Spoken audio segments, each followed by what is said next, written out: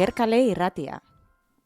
Kapitalismoaren hastapenetatik edo honen garapenerako oinarriak garatzen hasten diren garaietatik, pentsamendu ekonomikoak garapen handia izan du. Hastapen horiekin hasiko dira pentsalari merkantilistak eta hauen pentsamendua ere garaiaren produktua izango da. Historia bera bezala, garaiko ezaugarri ekonomikoak ezagututa, hobeto ulertzen da pentsamendu ekonomikoa bera ere. Bide horretatik ekingo diogu gaurkoan. Gaur, bihar izan dadin, merkantilisten garaiko pentsamendu ekonomikoa.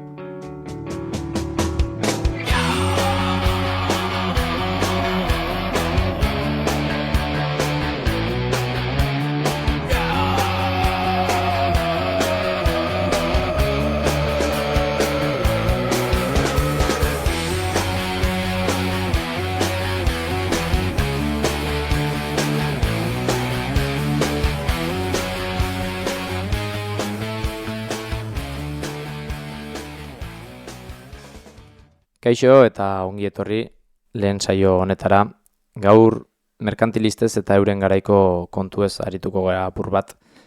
Merkantilistak 16-18 garren mendetako edo 18 garren mende erdialdera arteko autore europar sorta bat dira eta ekonomiaz aritu ziren. Naiz eta ez zuten teoria bateraturik utzi eta noski ez zeuden ados gai guztietan talde bateratu bezala hartzen dira. Merkantilistek nolabait kapital merkantilaren interesak defendatuko dituzte. Kapital merkantila izango da merkantzien salerosketan oinarritzen den kapitala, hau da merkantziak erosi baino garestiago salduz tekina ateratzen duen kapitala. Kapital merkantilean oinarritutako talde soziala garai hartan gorantz zioan taldea izango da. Eta merkantilistentzat kapital merkantilaren interesak estatu guztiarenarekin lotuta egongo dira. Hau da, merkataritzaren hazkundeak gizarteko geruza guztien onura ekarriko du. Gutxi gora bera gaur egungo kapitalistek defendatzen duten teoria bera, ez? Enpresek dituzten etekinek, nolabaiteko tantakako sistema baten bidez, gizarte guztiaren onura ekarriko omen dute. 16-17 garren mendera arte, ekonomia nahiko tokian tokiko zerbait izango da. Landagunean erlazio feudalak izango dira nagusi, eta hirietan artisau txikiek ofizio ezberdinen monopolioa ziurtatuko dute gremioen bidez. Gremio hauekin produktuen prezioak, produzitu beharreko kopuruak edota ofizio horretara sartu nahi duen jendea mugatu dezakete. Diruaren erabileraren ugaritzeak, merkatuaren zabaltzeak eta kapital merkantilaren indar azkor horrek guzti honekin amaituko du. Lehenagotik hiri komertzial ezberdinak merkataritzaren bidez etekin handiak egin bazituzten ere, ala nola Italiako hiri desberdinak edo Hanseatiko deitzen zaien hiriak, Hanseatiko Hansa deitzen zaion Alemaniar kosta inguruko zonalde batetakoak direlako deitzen zaie. Hiri hauek Europar estatu ezberdinen indartzearekin eta kolonialismoaren edapenarekin komertzioan gainean daukaten hegemonia galduko dute. Lehenengo Espainia eta Portugalen eskuetara pasako da hegemonia hau, ondoren Holandarrenetara, eta azkenik Ingalaterra izango da nagusituko dena. Kontestu honetan ulertu ditzakegu bide komertzialen bilaketa saiakera ezberdinak, Indiara adibidez. Jakingo dezuen bezala, haietako batek ustegabeko amaiera izango du, eta Amerikarekin egingo du topo. Honen ondoriozko Amerikaren konkistaren eraginez, Espainiara diru edo zilarreta aurre asko iristen hasiko da. Espainiak bere ekonomiaren atzerapena dela eta kanpo importazioak ordaintzeko erabiliko du diru hau, eta diru eskuragarri kopurua handitu egingo da Europako zonalde batzuetan. Honela, diruaren erabilera handitu egingo da, eta adibidez, errentak espezietan in natura edo ekoiztutako produktua bertan kobratu ordez, diru bidez kobratzea indartuko da. Jopuak apurka-apurka joputza utzi eta lurren alokatzaile bilakatuko dira egitura feudala eraldatzen hasiz. Eta hirietan merkataritzaren hazkunde guztionek gremioen kontrol monopolikoarekin amaituko du. Kanpotik datozten merkantzien prezioarekin lehiatu beharko baitute. Eta honek mesede egingo die merkatari handiei eta bitartekariei. Hauetako batzuk artisau askoren gaineko kontrola izatera iritsiko dira, bitartekari lan horren bidez. Eta garatzen doan burgesia hau koroa ezberdinei lotuz joango da. Nolabait nobleziari kontra jartzeko eta honela boterea zentralizatuz joango da. Noski, nobleziak ere, zati batek behintzat, prozesu honetan parte hartuko du eta honen emaitza izango dira monarkia absolutista bezala ezagutzen ditugun horiek. Apurka-apurka estatu mailako ekonomiak garatzen lagunduko dutenak. Bi etapa bereiziko ditugu merkantilisten garaian. Batetik balantza monetarioaren sistemaren garaia, non estatuaren diru eta metal preziatuen sarrerak handitzea izango den bilatuko dena, nolabait diruaren sarrera eta batez ere irteerak kontrolatuz. Eta bestetik, balantza komertzialen garai bezala ezagutuko duguna, merkataritza eta industria bultzatuko den garaia eta merkantziak saltzeari begirakoa izango dena. Pentsamenduaren etapa hauek bata bestearen atzetik etorriko dira, errealitatea bera, aldatuz joan ala batetik bestera igaroz. Lehenengo etapa merkantilista edo balantza monetarioaren sistema lantzeko Ingalaterra hartuko dugu erreferentzia edo adibide gisa. Inglaterra erlatiboki berandu iritsi zen karrera kolonialera eta baita garapen industrialera ere. 16. mende hasieran nekazal ekonomia bat zen eta komertzialki azpigaratua zegoen. Garai hartan Ingalaterrako produktuak merke saltzen dira kanpoan eraldatu eta garesti erosi eta honela diruara herrialdetik kanpo doa. Balantza monetarioaren sistemaren logika ordea aurkakoa da. Zenbat eta diru gehiago izan, herrialde bat aberatsagoa dela usteta, zilarra eta urria herrialdetik irten dadin ekidin behar da eta kanpotik erakarri. Ulerkera hau Ingalaterrako kapitalismoa oraindik azpigaratuta zegoen garaikoa izango da. Garai honetan ezin zuten pentsatu ere egin behaien manufakturak saltzeko kanpoko merkatuen jabetze militarrarekin. Eta nolabaiteko protekzionismo defentsibo gisako baten garaia izango da. Industria nazionala indartzea helburu izan da. Aduanen bidez, bertako industriaren hazkundea bilatuko da lehengaien esportazioa eta produktu landuen importazioa ekidinez. Hau da, herrialdean bertan produzitzen diren lehengaiak esportatzea zaildu egingo da, herrialdean bertan eraldatu daitezen, eta kanpotik datozen produktu landuei arantzel edo oztopo ezberdinak jarriko zaizkie bertako industriaren edo bertako produkzioaren konpetibitatea hobetzen saiatuz. Merkataritza eta industria garatuz joan ala ordea, politika hau merkatal garapena moteltzen hasiko da. Eta Ingalaterrako esportazioak lehengaiak izatetik amaitutako produktuak izatera pasako dira. Beste produktorekin lehiak mundu mailako merkatua eskuratzeko borrokara bultzatuko du Ingalaterra eta kanpo konpetentzien desagertzera bilatutera. Honela, 16-18 mendeetako ingelesen historia, supremazia komertzial eta kolonialagatiko beste herrialdekiko borroketan laburtu daiteke. 16. mendean Espainia izango da.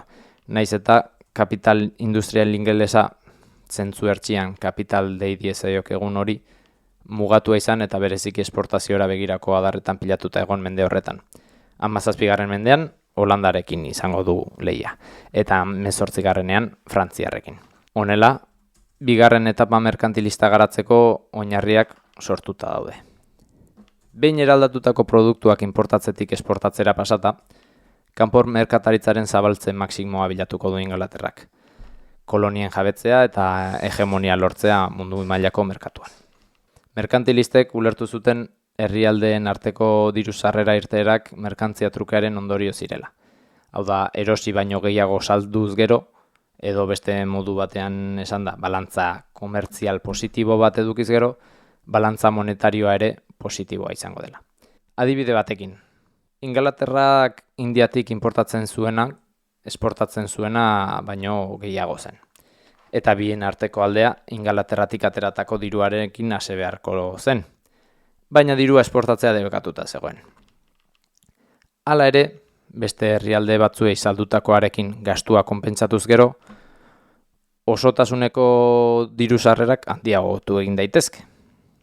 Orduan, orain, diru sarrera irteerak erregulatu ordez, esportazioak eta esportaziora begirako industria bultzatu eta navigazioan inbertitzea planteatuko da.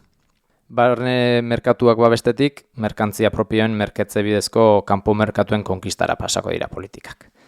Naiz eta produktu beraren salerosketa klasikoa ez den alboratuko, noski.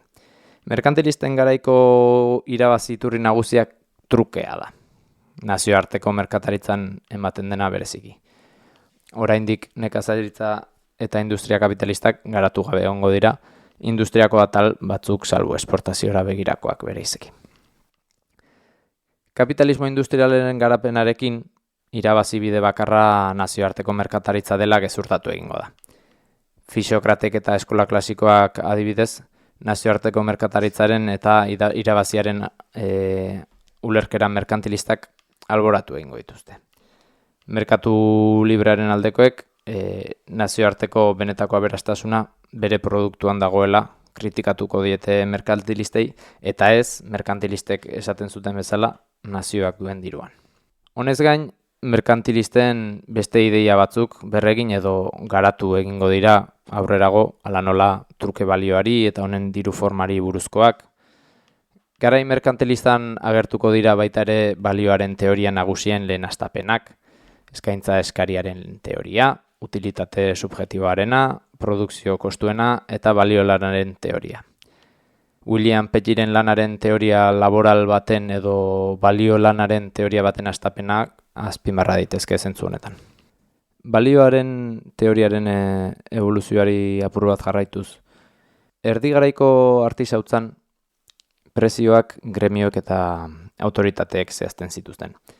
Prezioak beraz ez ziren kompetentziaz sartzen. Nolabaiteko prezio justu, kako txartean prezio justu delako bat bilatzen zen, materialen eta erraminten kostua eta irabazi apur bat asetzeko bestekoa izango litzakena. Honela, prezioak unean uneko eskaintzak eta eskariak kasualki determinatzen zituztela zirudien. Hemen sortuko dira eskaintza eskariaren legearen lehen ideiak. John Locke filosofoak defendatu zituenak beste hainbaten artean. Lockentzat adibidez, balioaren iturria lana da, baina erabilera balio edo aberastasun materialarena. Hau da, bere truke balioa eskaintza eskariaren kontingentziak zehaztuko du. Hau da, tokian toki gertatzen diren eskaintza eta eskari kasual hoien araberakoa izango da merkantzia baten truke balioa, eta ez bertan jasotako lanarena.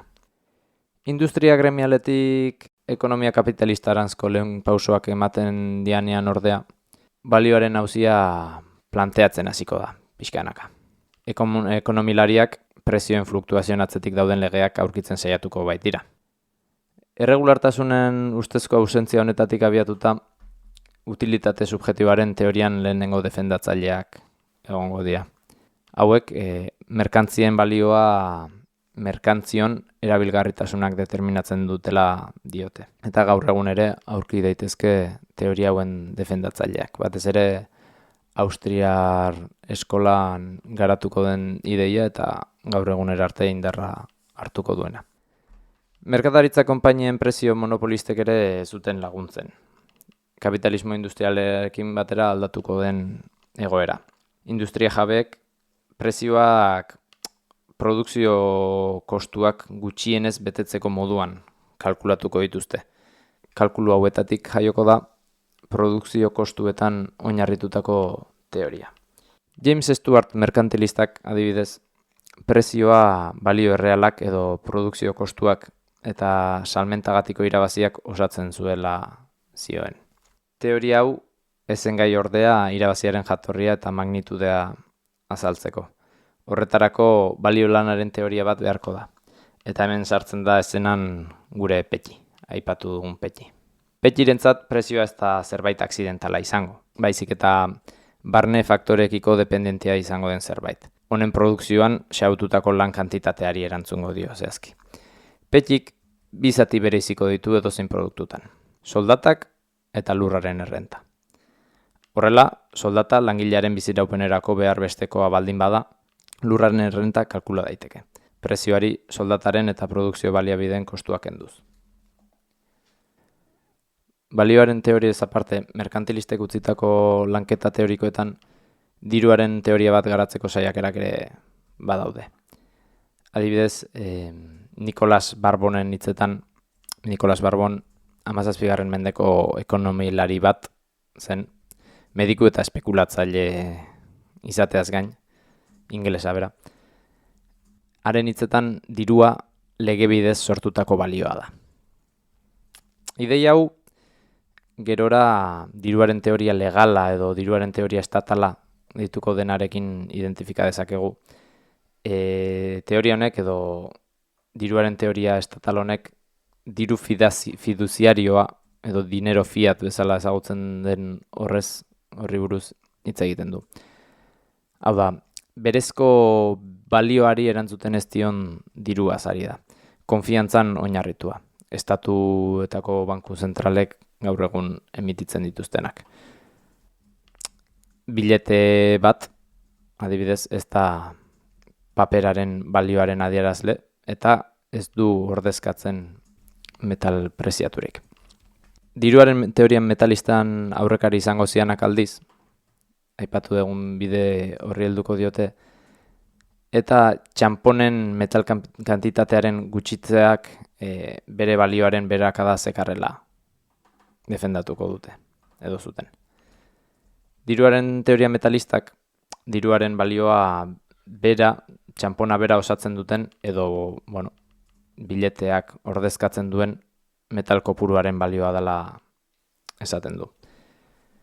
Urre patroiaren amaierara arte luzatuko da praktika hau, teorian mintzat. Beste batzuk, tartean John Law, 17. mendetako eskoziar ekonomialariak, eta diru paperaren asmatzailea ere izango denak, txamponaren balioa bizatik osatzen zutela zioten. Bere egiazko balioa, duen metal kopuruak ezartzen duena, eta nolabaiteko balio gehigarri bat. Metal honen diru gisako erabileraren ondorioz, txamponen produkzioak dakarren metalon eskari gehigarriak eraginda nolabaiteko eskaintza eskariaren legeak eragindako metal horren balio handitze bat. Literatura merkantilistan gerora diruari buruzko idatzietan garrantzia izango duten bi teorien azalpenak ere topatuko ditugu. Diruaren teoria kuantitatiboa da, hauetako bat David Humeek aurreratuko duena. Hume filosofo gisa da ezaguna, baina ekonomian ere aritzen zen, beste hainbat eta hainbat kontutan bezala. Hume komertzio askearen defendatzailea izango da. Ez zen merkantilista, agian Fisiokraten eta Adam Smithen tartean koka genezake edo kokatzen dute ikertzaile askok, baina diruaren teoriaz hitz egiten hasita apur bat aipatuko dugu bere ikuskera. Humeentzat nazio batek beste bati bere soberako produktuak saldi ez zaizkioke, baldin eta beste nazioak ere soberako produktuak baditu. Horrela, herrialde guztiak interesa edukiko dute nazioarteko merkataritzaren zabaltzea eman dadin, eta arantzel eta oztopoak kentzean. Humeentzat diruaren balioa edo diruaren eros ahalmena bere kopuru globalaren araberakoa da. Globala edo estatala, bentsat ekonomia estatal edo nazional horren mugen baitakoa. Diruak ez du baliorik izango bere baitan. Diru kopuru globalaren handitzeak herrialde baten aberastasuna ez handitzea posible izateraino. Merkantzien prezioen igoera unibertsal bat eraginez gainera. Balantza komertzial positibo batek herrialde bateko urre kopuru handitzen badu beraz, prezioen inflazio orokor bat bultzatuko du. Hau da, produktuak garestiagoak izango dira, o dirutan duten baliokide hori handiago izango da. Diru gehiago beharko da produktuak erosteko. Honela, nazio artera joz, herrialdeak konpetitibitatea galduko luke. bere produktuak garestiagoak baldin badira, ezingo du baldintza berdinetan lehiatu nazioartean. Honez gain, inflazioak eragin positiboak izan ditzakelari buruzko teoria bat ere proposatu zuen. Diruaren ugaritzearen eta prezioen igoeran duen isladaren arteko tarte hori probestuz, ez? Dirua herrialde batetan ugaritzen da, eta oraindik prezioen igoeran eragina izan aurretik aprobetxatu daiteken momentu bat dagoela esango du, baina ez gera kontu hauetan gehiagi sartuko. Guretzat interesgarriena da, Humentzat edozein gauzaren prezioa merkantzien eta diruaren arteko proportzioan oinarrituko dela. Zenbat eta diru gehiago egon esparru ekonomiko batetan, orduan eta garestiago egongo dira bertako merkantziak. Loki jarraiki, Humek dio diruak oinarriz fikziozko balio duela. Hau da, diruaren teoria nominalistaren baitan kokatzen da bera. Egiazko balioa duen bakarra, dirua edo urrea edo zilarra dena delakoa dela esaten duten doktrina merkantilisten aurka. Hala ere, diruaren ulerkera nominalista hauek okerrak zirela erakutsi zen gutxienez diru metalikoaren kasuan. Izan ere, prezioen igotzeak diru metalaren balioaren gutxitzeari erantzuten zioten. Hau da, diru metalikoaren balioa murrizten baldin bada, prezioak igoko dira edo diru metal gehiago beharko da produktu berdina eskuratzeko. Beraz, diru metalikoaren balioa egiazkoa da eta ez fikziozkoa, edo nominala. Bigarren diruaren teoria James Stuartek defendatzen zuena izango da. Eta honen arabera, merkantzien prezioak herrialde bateko diru kopuruarekin loturarik ez duten arrazoiek ezartzen dituzte. Eskariaren eta konpetentziaren funtzionamendu konplexuek baldintzatuko dituzte hauek. Horrela, herrialde bateko txanpona salmentan jartzen den produktu industrialarekiko proportzioaren azpitik gelditzen bada, hau da, espaldin badago diru nahikoa transakzio guzti horiek emateko, asmakizun ezberdinak bilatuko dira, adibidez diru simbolikoa edo balio bat errepresentatzen duen paperren bat, edo zor bat adierazten duen ziurtagiri bat, gerora beste nonbaiten diruarekin trukatu daitekena, zirkulazio hori errazteko. Teoria hauek izango dira 19. mendean Tokek eta geroago Marxek garatuko dituztenak, eta beste hainbatek ere bai. Baina diruaren teorien kontuak albo batera utzita, merkantilisten garaian ez daude denak ideia merkantilistekin ados. Aipatu dugu Humen kasua, baina garai horretan merkataritza askearen ideiak ere agertuz joango dira. Adibidez, Dudley North 17. mendeko merkatari, ekonomista eta politikari ingelesak estatuaren gehiegizko kontrola salatuko du. Interes tipoen fijazio estatalaren aurka pronuntziatuko da adibidez. Northentzat, merkataritza bi herrialderen arteko trukea da eta bi herrialdeen mesedetan ematen da. Dirua bitarteko hutsa izango da. Honela, pertsona bat aberatsagoa izango da bere ondarea hazteko baldintzetan baldin bada. Ez dirua pilatuta. Baizik eta zirkulazioan sartuz diru hau kapital gisa edo etekina daraman diru bezala. Hau da, dirua geldik edukitzea baino, dirua mugimenduan edo zirkulazioan edukitzea hobesten da, diru hori metatuz joan dadin. Eta hori izango da benetako aberastasun sortzailea. Honela, nazioarteko merkataritzan ahalik eta aske eta mugagabeena izatea izango da hauen planteamendua. Diruari, trukerako bitarteko eta merkantzien balioaren neurri izatea aitortzean, North diruaren eta truke balioaren arteko ezberdintze bat planteatzetik oso gertu gelditzen da. Baita ere, kapitalaren eta diruaren arteko ezberdintasuna nolabait argitzen ditu. Amaitzeko, kuriosotate gisa, merkantilistek edo hauen ordezkari bezala hartu dugun Petxik beste batzuen artean soldaterekiko duen ikuspuntua aipatuko dugu. Merkantilistek soldatentzat muga legalak eskatzen dituzte. Goiko mugak, klaro. Soldatek ez omen dute bizirauteko beharrezko gutxieneko kopurua gainditu behar euren esanetan. Are gehiago, oinarrizko produktuak garestiak baldin badira, langileek lan gehiago egiten dutela esaten zuten. Izan ere, haien hitzetan, langileak nahiko badu astean 2 egun lan eginda, ez ditu 3 egun lan eginda. William Pettit honela idatzi zuen. Soldatak ezartzen dituen legeak langileari bizitzeko justua baimendu beharko lioke. Bikoitza eman ezkero, lezakenaren erdia soilik lan egingo baitu. Zarrak berriantza. Noiz bilakatu ote zen lan gutxiago egin beharra arazo. Besterik gabe, 2 aste barru arte. Altxatuko gara, etikaz mitzak gaitezen gaur eta hemen. Altxatuko gara, etikaz mitzak gaitezen gaur eta hemen. Altxatuko gara, etikaz mitzak gaitezen gaur eta hemen.